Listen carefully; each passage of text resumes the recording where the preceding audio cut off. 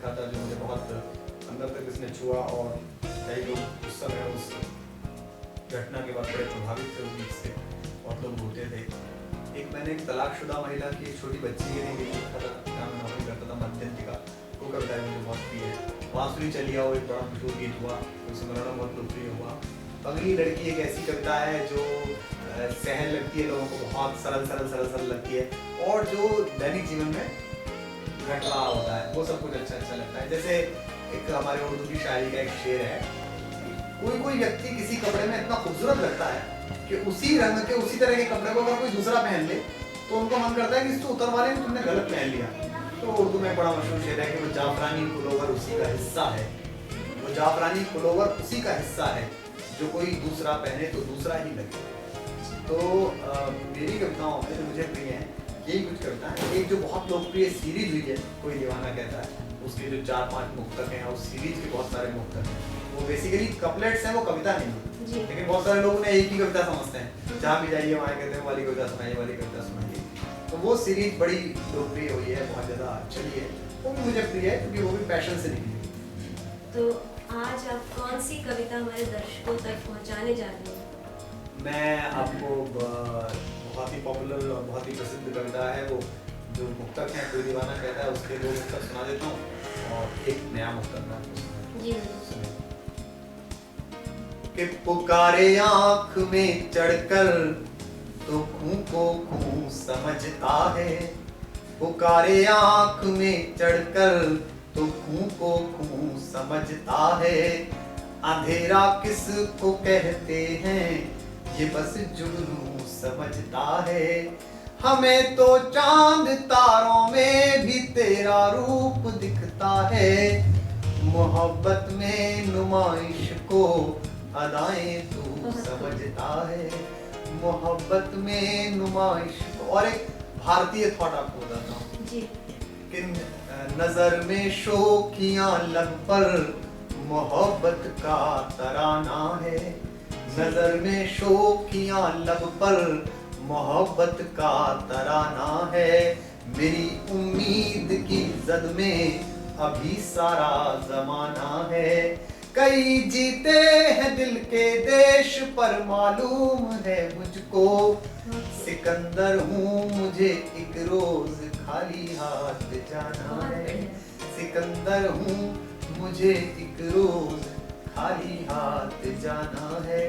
और एक और नया मुक्तक सुनाता हूँ कि मैं उसका हूँ वो इस एहसास से इनकार करता है, भरी महफिल में भी रुसवा मुझे हर बार करता है, यकीन है सारी दुनिया को खफा है मुझसे वो, लेकिन मुझे मालूम है फिर भी मुझी से प्यार करता है, मुझे मालूम है फिर भी मुझी से प्यार करता है।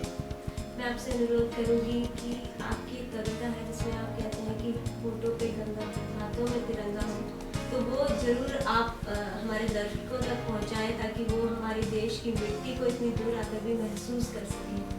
मैं सुना देता हूँ। दरअसल मैं 2-3 वर्ष पहले भारत सरकार के रक्षा मंत्रालय की ओर से अग्रिम मोर्चे पर कविताएं सुनाने के लिए गया था, कारगिल, द्रास और लेह की तरफ। वहाँ इंडो तिब्बत बॉर्डर पुलिस, भारतीय सेना और जितने भी हमारे सामरिक संगठन जो सीमा की देखरेख में लगे हुए हैं, उनके साथ में लगभग 10-12 दिन रहा, जिसमें 4-5 बार हमने उनको कविताएं सुनाई।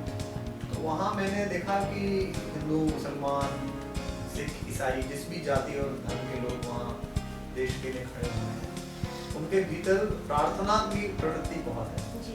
तो सिपाही मंदिर जरूर जाता है और वो जुम्मे के दिन नमाज जरूर पढ़ता है, जो ईसाई सिपाही है वो क्रॉस जरूर लटकाता है और एक बार ईसा मसीह को उस तरह याद करता है, बौद्धिस्ट तरीके से काम करता है। तो मुझे लगा कि सेना में रहने वाला आदमी जो अपने पौरुष पे इतने यकीन करता है वो ऐसा आस्तिक क्यों है। उनमें मैंने एक मुसलमान दोस्त से जब ये बात पूछी तो उन्होंने मुझे बताया कि हम लोग प्रार्थना किस लिए करते हैं, यहाँ तिरंगा हिंदुस्तान का प्रतीक भी है और तिरंगा एक तरह से ध्वज है जो हर देश के लिए अपना हो सकता है।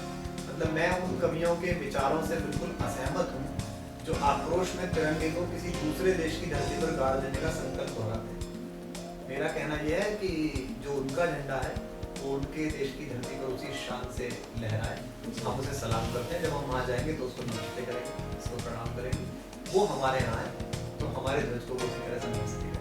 हम अमेरिकी ध्वज को, भारतीय ध्वज को और जिसका भी जो जहां ध्वज लगा हुआ है उसकी संप्रभुता का प्रतीक मानकर हम जी, उसे बहुत बढ़िया शब्द आपने इस्तेमाल किया कि वो उस देश का प्रतीक है, उसकी संप्रभुता है। और सीधी बात है कि अगर हम आपको आदर नहीं देंगे, आपको स्वीकार्यता नहीं देंगे तो आप हमें आदर नहीं देंगे। हम आपको सम्मान देते हैं। और इस्लाम में बहुत खूबसूरत एक जुमला, बहुत खूबसूरत एक वाक्य, बहुत खूबसूरत एक उपदेश हुजूर मोहम्मद साहब ने कहा है। तो वो इस्लाम कहता है कि लकुम दीनकुम वली यदीन, तू मुझे रास्ता दे, मैं तुझे रास्ता दे। तो एक दूसरे को मार्ग देने की जो प्रवृत्ति है हमारी, वो बड़ी हो जाएगी तो सब ठीक हो जाएगा। तो मैं आपको भी सुनाता हूँ कि शोहरत न अता करना मौला, शोहरत न अता करना मौला, दौलत न अता करना मौला, बस इतना अता करना चाहे, जन्नत न अता करना मौला।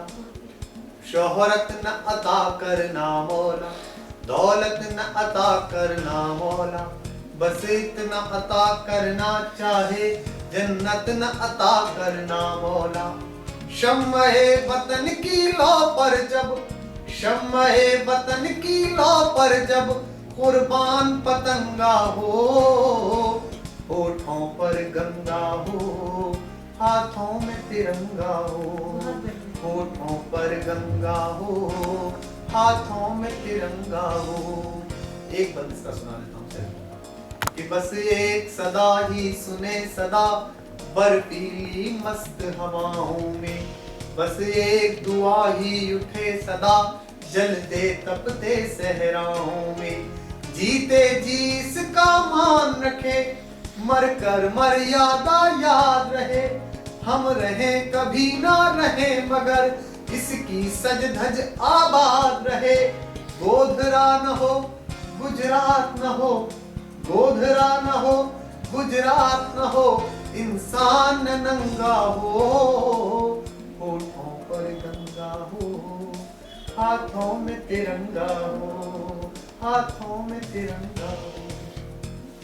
बहुत शुक्रिया, इतनी अच्छी रचनाएं आपने हमारे बीच रखी और इतने अच्छे विचार आपने आज हमारे जो देखने वाले हैं, हमारे जो दोस्त हैं, उन तक पहुंचाए। आपने इतना मूल्य समय हमें दिया, आपको भी बहुत बहुत शुभकामनाएं। और उन सब दोस्तों को जो हिंदी का, भारतीयता का, हमारे एशियाई गौरव का और हमारे मनुष्य होने की, जो हमारी इंसान होने की सदियों पुरानी घोषणा पूरी दुनिया के सामने कि हम चाहे प्रगति में कुछ भी हो पर हम दुनिया के किसी भी हिस्से से बेहतर इंसानों में सम्मिलित हैं, उस सब के लिए जो कोई भी प्रयास कर रहे हैं उन सबके लिए मेरी शुभकामनाएं, उन सबको मेरा सलाम, उन सबको मेरा धन्यवाद। दोस्तों, काव्य के इस अंक में अभी हम आपसे विदा लेते हैं। इसी तरह काव्य के माध्यम से हम विभिन्न कवियों, शायरों और साहित्यकारों को आप